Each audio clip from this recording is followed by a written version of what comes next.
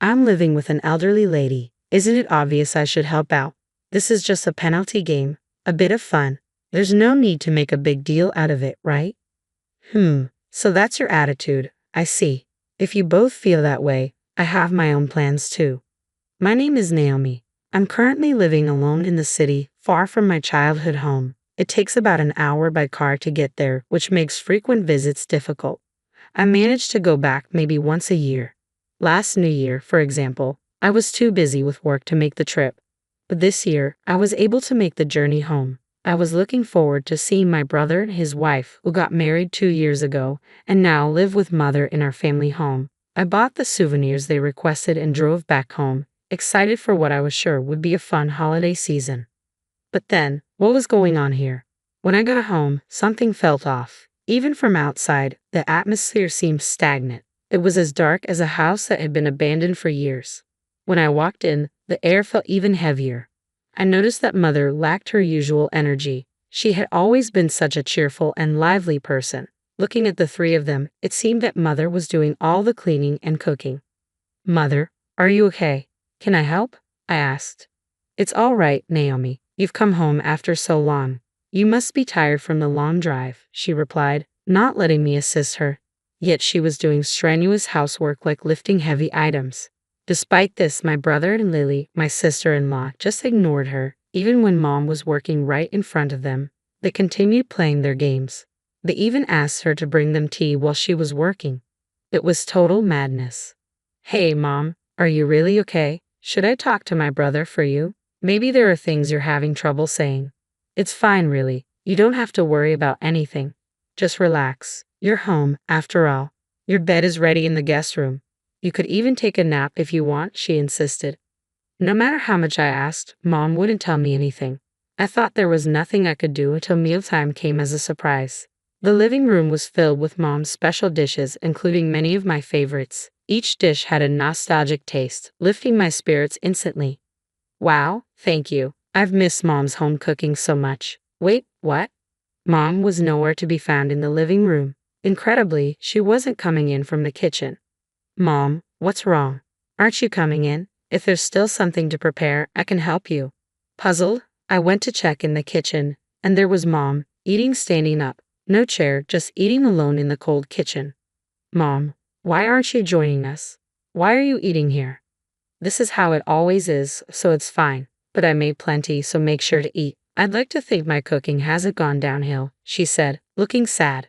Meanwhile, in the living room, my brother and his wife were eating without a care for Mom, watching TV and chatting away. I couldn't help but feel bewildered. "Hey, what's going on, bro? Sister-in-law, why is Mom eating in the kitchen? Doesn't that strike you as strange?" "Well, Mom has her issues too. You wouldn't understand because you don't live with us," my brother replied nonchalantly. "Exactly," my sister-in-law added. "As you age, your knees start to hurt, and sitting can become painful. You probably wouldn't know unless you live with her. Sometimes it's easier for her to stand. Sitting can make it worse." They responded as if this were the most natural thing in the world. I found their attitude odd, but I couldn't find the words to object. Indeed, it's been 2 years since I last saw Mom. We haven't been in touch often, so there could be circumstances I'm not aware of. So, I backed off at that moment. But as I observed more closely over time, I realized something was off with Mom. To be precise, something was off between my brother, his wife, and Mom. They didn't try to engage Mom in conversation. They acted as if she wasn't there at all. It was as though only I could see her. Then again, my brother and his wife have only been married for 2 years. They've been living with Mom since their newlywed days, so they probably haven't had much alone time. Maybe they're still in that lovey-dovey honeymoon phase and want to stay absorbed in their own little world. That could be one way to look at it. And it's not like I, who isn't usually around, can dictate how often they should be conversing with Mom. With those unsettling thoughts swirling in my mind, I retired to bed that night. However, the real shock came later. In the middle of the night, I woke up needing to use the restroom, only to find Mom asleep in the chilly hallway by the front door. Despite being covered with several blankets, she was shivering noticeably in the cold. "Mom, what are you doing out here? Why are you sleeping in the hallway?" I exclaimed. "It's nothing new. Don't worry about me," she replied softly. "No way. I can't just leave you like this. Even though we don't live together normally, I can't ignore it. Despite the late hour, I insisted on taking Mom to the guest room where I was staying. Together, we sought warmth and comfort for the rest of the night. The next morning, I confronted my brother and his wife about what had happened without hesitation. You don't talk to Mom. She does all the housework. She's eating standing up in the kitchen. And why was she sleeping in the hallway? But instead of showing remorse, my brother just grinned. It was my sister-in-law who uttered something shocking. Well, it's because Mom is always causing trouble. It's her punishment, right? That's exactly what I'm saying. Punishment. What do you mean? When you accumulate too many nuisance points, there are consequences. At 5 points, meals are eaten in the kitchen. At 10 points, you handle all the chores yourself. At 20 points, you sleep in the hallway. Right now, our dear mother-in-law has racked up a whopping 200 points, so she only has to endure it a few more days. What does that even mean? Isn't that terrible? And what do you mean by nuisance? I fired my questions hastily. My sister-in-law responded in a casual tone. What counts as a nuisance? Well, like when the food doesn't taste to our liking. For us, working dual-income earners, that's the worst. It's really disappointing to come home after a long day, looking forward to a good meal, only to find it's not tasty. What? Just cook your own food then. Naomi, you don't understand. We're the ones working outside, right? Do you know how much of a hassle it is to cook? That's true, Naomi. My mother-in-law doesn't work, so the least she can do is cook. It's really inconvenient to have an unproductive person at home. Exactly. We're out there working, and she's just at home all day. Quite the life, isn't it? Brother, aren't you being a bit harsh? Mother raised us by herself after Dad passed away. She worked and managed all the housework. She took care of us. Isn't that just a parent's duty? Yeah, that's it. My brother and his wife burst into laughter.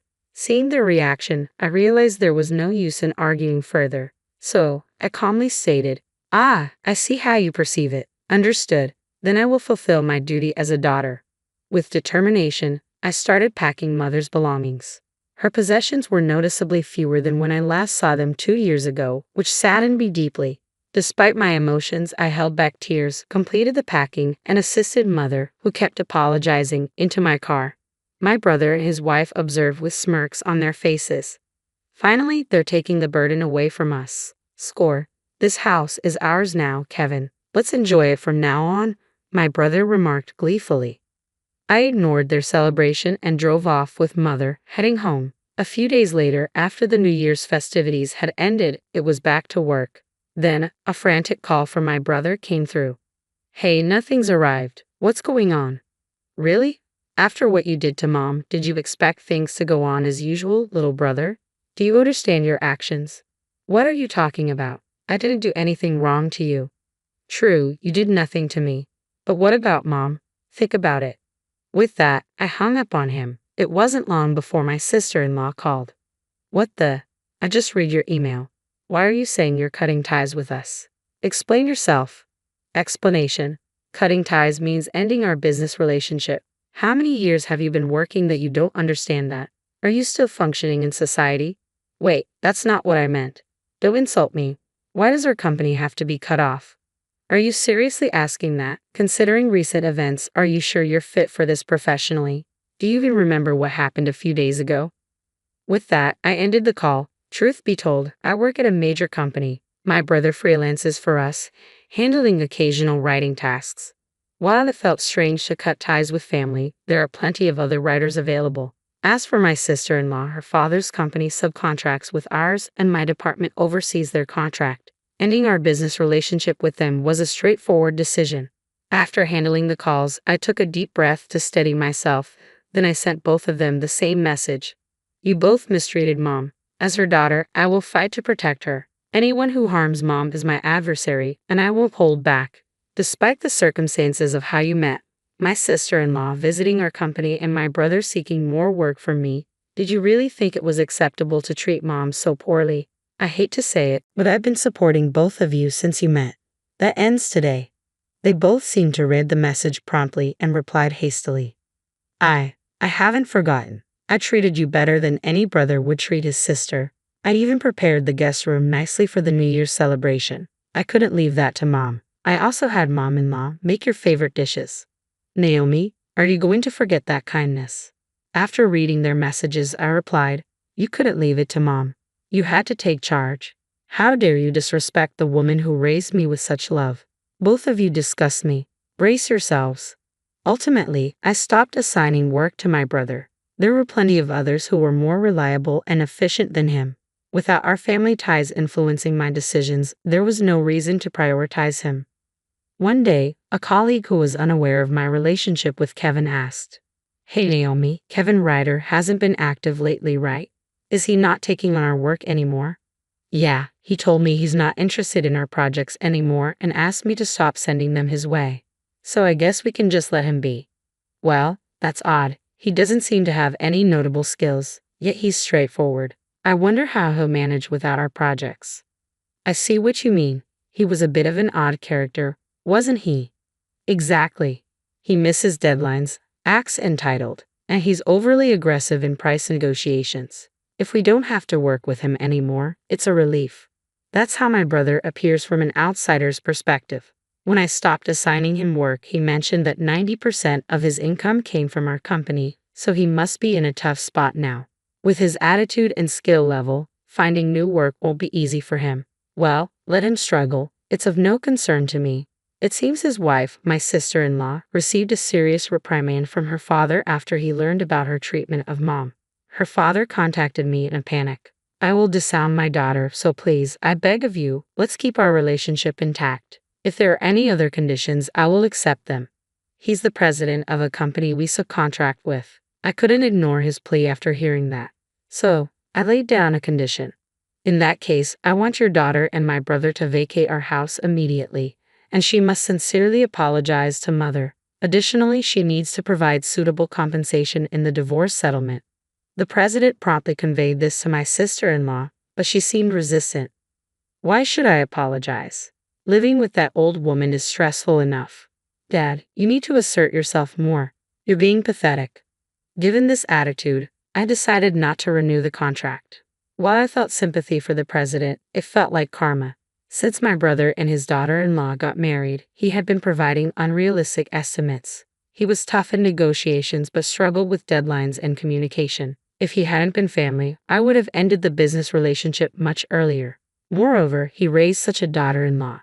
There was no reason for me to go out of my way to assist him. As a result, my brother and his wife found themselves in a tight spot. According to local acquaintances, they appeared to have moved out of their home at some point. The house originally belonged to our parents, my brother, and me, and it was spacious enough for 4 people or just the 2 of them. Utility bills must have been a burden. According to reports from friends, they were seen in an apartment without basic amenities like a bathroom or toilet. It seemed they were facing significant challenges without steady employment, but that was no longer my concern. Even if they were to suddenly apologize, I had no intention of forgiving them whatsoever. On the other hand, in stark contrast to them, Mom has been steadily regaining her energy. She sleeps in a comfortable bed at my place and enjoys her meals in a cozy environment. She no longer strains herself with household chores and can relax on her days off. After months of this new routine, she's returned to her vibrant self. I was mistaken before. I convinced myself that your brother and his wife were right. I thought I had to comply because I wasn't good enough. Naomi, thank you for rescuing me. No, I should apologize for not realizing it sooner. I'm sorry for letting you suffer, Mom. From now on, please inform me immediately if anything happens. We'll make up for the past by living happily. Lately, Mom has started making friends in the neighborhood. She finds the unfamiliar city exhilarating and loves exploring it. Seeing Mom happy like this brings me immense joy. Moving forward, I'm committed to showing my gratitude to the woman who raised me. That's the firm resolution I've made.